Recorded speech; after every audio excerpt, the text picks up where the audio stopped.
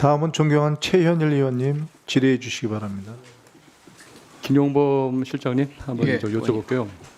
대한민국 부동산 문제, 또 투기 여러 가지 집값 문제, 거기에 지역적으로 이제로 권역을 나누자면 서울이 가장 문제잖아요. 네. 그 집값이 이제 급등되는 이유는 여러 가지지만 수요는 많은데 공급이 적은 거죠. 이 서울 집값 급등, 강남권을 발도를 이제 필두로 해가지고 이 원인이 뭐라고 생각하시고 근본적인 대책은 뭐라고 생각하세요?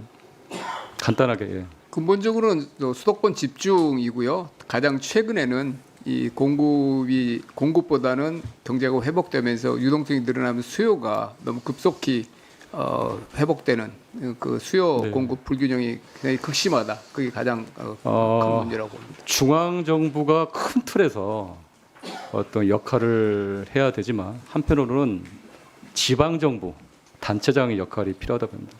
그렇습니다. 오세훈 서울시장이 뭐 여러 가지 정책을 뭐 했어요. 근데 뭐 지난번 제가 행정안전위 국감을 치렀는데 신통계획을 아세요? 네. 신통계획? 예. 이게 한마디로 뭐냐면 절차를 줄여서 정비계획 수립, 조합 설립, 그리고 인허가 절차를 줄여서 공급을 늘리겠다는 거예요. 그걸 5년 전에 발표했습니다. 30만 호. 30만 호면 아주 많은 거죠. 그리고 196곳을 지정을 했습니다. 사업장. 그런데 5년 만에 5년 동안 했는데 찾고 간 데가 3곳밖에 안 돼요. 공급 실패죠. 약속대로 공급도 안 되고 말만 앞서고. 그런데 시장에는 잘못된 신호를 준 겁니다. 공급이 곧 쏟아진다. 기대감. 부동산은 심리잖아요. 투기 수요를 자극하고 집값을 상승시켰죠. 그러다가 지난번에 금년 2월 달에 강남권 토지거래 허가 구역을 해제를 하는 아주 엄청난 실수를 해가지고 몇 달 만에 다시 중앙정부에서 지정을 했습니다. 그거 아시죠? 네, 알고 있습니다. 제가 한번 여쭤볼게요. 그 당시 그 사건이 이번에 정부에서 이제 3번의 정책을 했잖아요. 예? 3번의 정책했는데 투기 수요를 자극했다는 게 전문가들의 의견이 맞습니다. 그에 대해서 어떻게 생각하십니까? 그 시점 2000 올해 초에 예, 맞습니다. 금리 낮추고 그 예. 조치가 급등의 기폭제로 작용한 것은 사실입니다.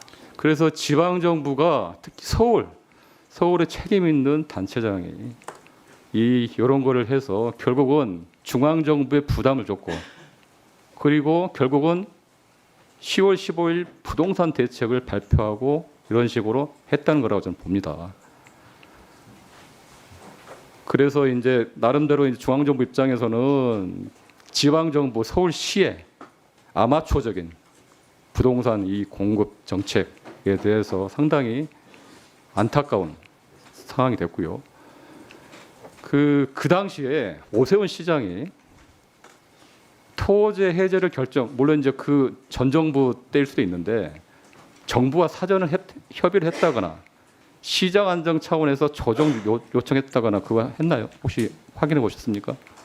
제가 당시에 있질 않았습니다만 아마 그렇게 긴밀한 협의는 없었던 것 같습니다.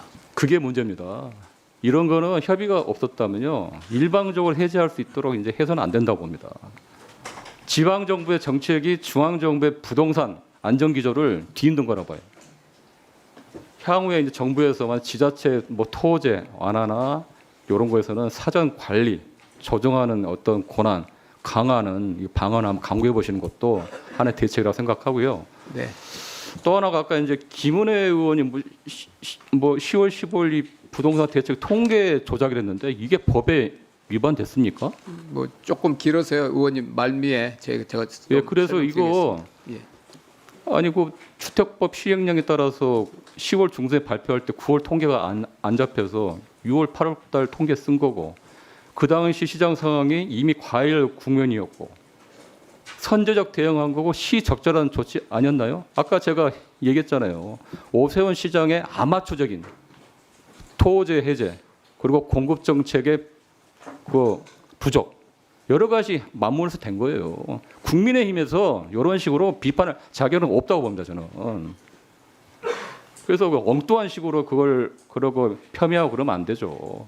만약 그때 그런 조치를 안 하고 10월 15일 부동 대책 안 했다면 주택 가격 상승 천정부지도 지금 올라갈 수 있다. 아까 답변해 주셨죠. 예.